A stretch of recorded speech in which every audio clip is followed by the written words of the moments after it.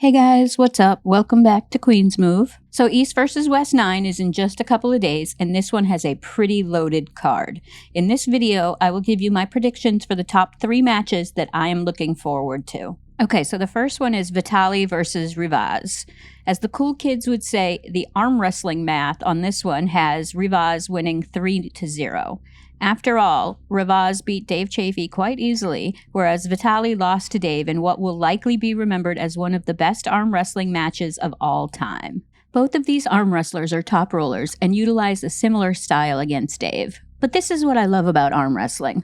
Although the math says this one shouldn't be close, small uncertainties and variables begin to cast light on what is interesting about this match. And that is quite a lot. First, it's not clear to anyone but Dave Chafee to what extent he has been injured in his last few matches. Dave holds his cards close to his chest, and since Chafee is for arm wrestling what Kevin Bacon is for 6 degrees of separation, this creates the need for more matches to settle such debates. Another aspect of this match that needs to be taken into account is the extent to which Vitale has made gains in recent months.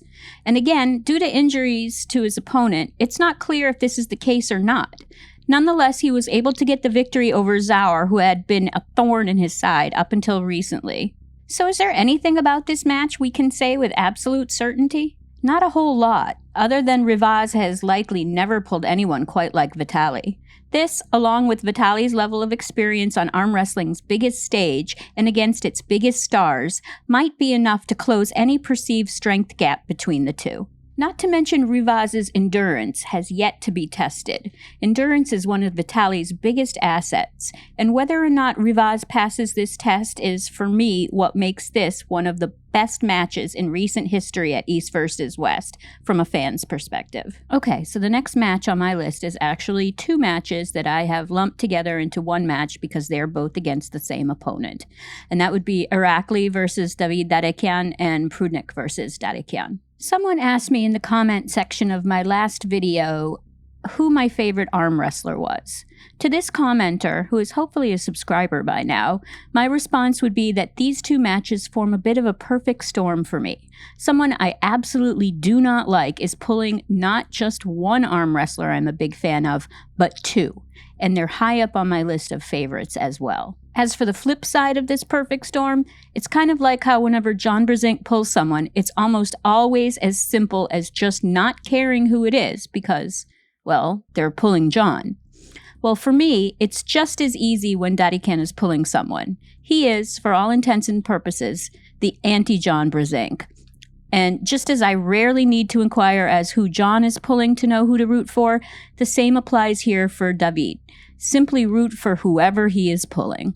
The last 2 times Irakli and Davidian pulled right-handed, Irakli appeared to have nothing for Davidian. But there were almost always other factors in play that, in my opinion, made it so.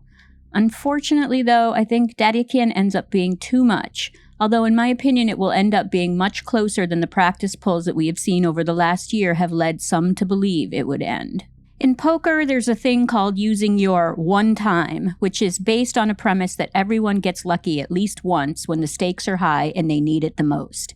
If there's such a thing in arm wrestling, I'd like to use my one time this weekend and hope that Davidian ends up losing to one or both of these fine gentlemen. Okay, and the third match, Devin versus Hermes. Alright, so here's the thing. This match has been on everyone's radar for what sure seems like the better part of 2 years now. And now we are merely days away, and the amount of hype leading up to the match is everything I thought it would be.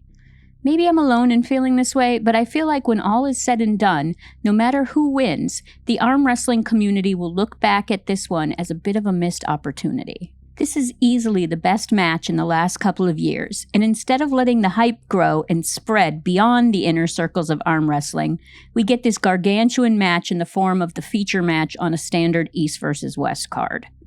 But I digress, as that's a video for another day. I can only speak for myself, but I suspect I am not alone in being fascinated by how this match would play out. And perhaps the biggest surprise of all is somehow Hermes, who has been arm wrestling's biggest face over the last 2 years, somehow finds himself in the role of heel for this one. Maybe Devin's mind games really are that good, but there were multiple ways in which Devin opted for the non-confrontational route, while Hermes basically went on the attack in some ways that cast himself in a less than stellar light. As for the match itself, not surprisingly, it is extremely hard to predict the outcome. With Dave Chafee once again reprising his role in 6 Degrees of Kevin Bacon, we are back to comparing their respective matches against him in order to attempt to get a baseline for how this one may go. And again, like the Rivas Vitale match, we are left to discern for ourselves how hurt Dave was in each respective match. And again, we are working with quite a few unknown variables. So what do we know? Well, aside from Dave, all other data we have on common opponents favors Hermes. Hermes had little trouble with Gennady, whereas Devin struggled to stop the explosiveness of Gennady's flop press. Against Levon, what Hermes did was simply incredible, and though we will never know what would have happened had Devin not torn his bicep, it's intriguing that Devin said, Devin typically doesn't say such things and then go on to lose the match. So for all those reasons, for me, this is not only the best match of East vs. West 9, this is the best match East vs. West has ever featured. How it ends is anyone's guess, but it's hard to see it ending 3-0 in either puller's camp. How do you think this once-in-a-lifetime match will end? Leave your thoughts in the comments.